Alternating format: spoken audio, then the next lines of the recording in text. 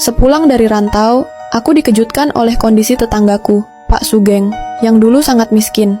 Rumahnya reot, anaknya hanya memakai pakaian sederhana, dan mereka sering terlihat kekurangan. Tapi kini, mereka tinggal di rumah besar bertingkat, memiliki mobil mewah, dan warung sembako terbesar di kampung. Yang membuatku semakin terkejut, setiap bulan selalu ada saja warga sekitar yang meninggal mendadak dan tak wajar sejak keluarga itu kaya. Namaku Atika. Rumahku tepat di depan rumah Pak Sugeng, jadi aku tahu betul masa lalu mereka.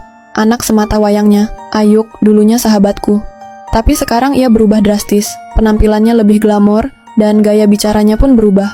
Suatu sore, aku sempat menegurnya saat ia hendak pergi menggunakan mobil barunya. "Kamu berubah ya, Yuk, jilbabmu kemana?" Alih-alih menjawab serius, Ayuk malah tertawa keras. "Ceritanya panjang, Tika. Kapan-kapan kita ngobrol deh, sekarang aku buru-buru mau ada acara." Ia lalu masuk ke mobilnya. Saat mobilnya melaju, aku melihat sesuatu yang membuatku tercekat. Di atas mobil Ayuk, ada seekor ular. Aku mengucek mata, memastikan penglihatanku. "Ayuk, ada ular di atas mobilmu, Yuk!" Teriakku panik, tapi ia seolah tak mendengar. Aku merinding. Belum habis rasa takut itu, tiba-tiba terdengar desisan ular dari arah belakangku.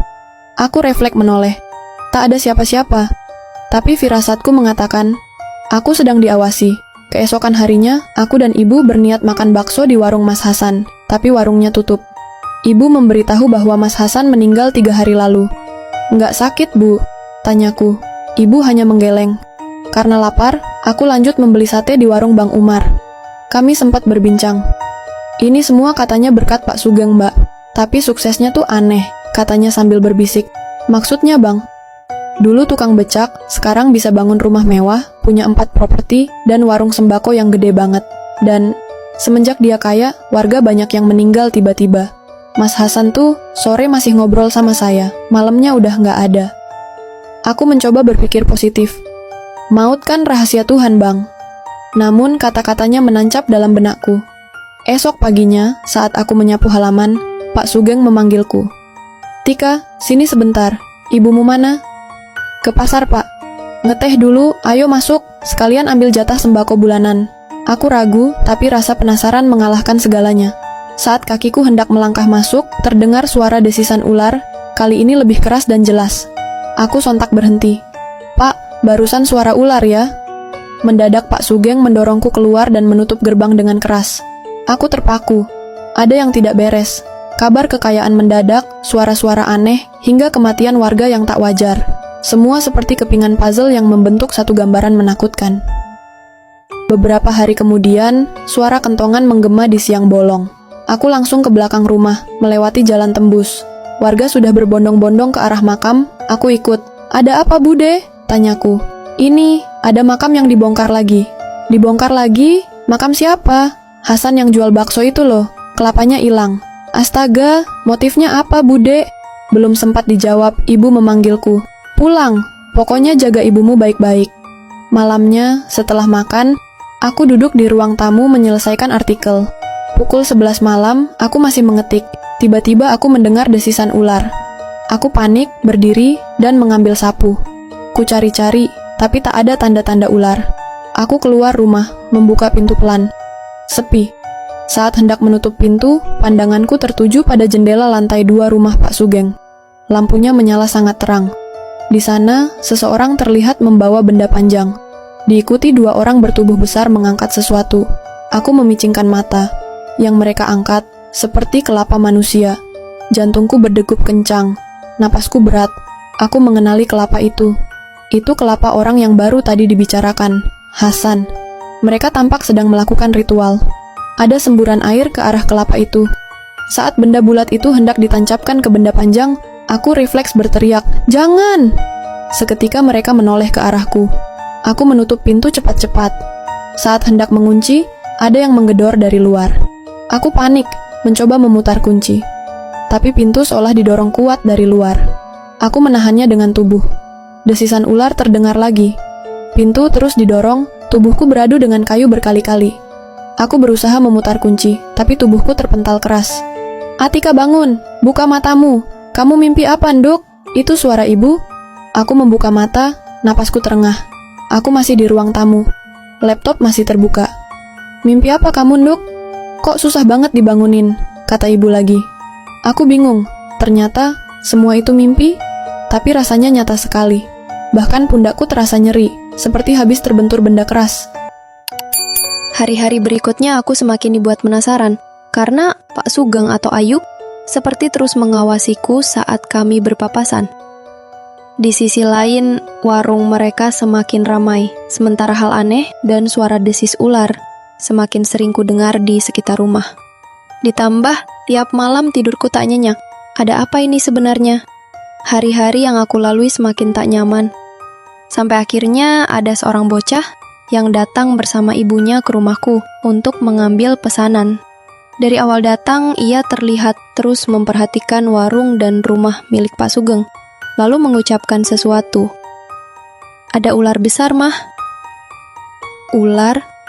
Ibunya tampak terkejut, pun denganku. Aku yang penasaran langsung menghampiri mereka.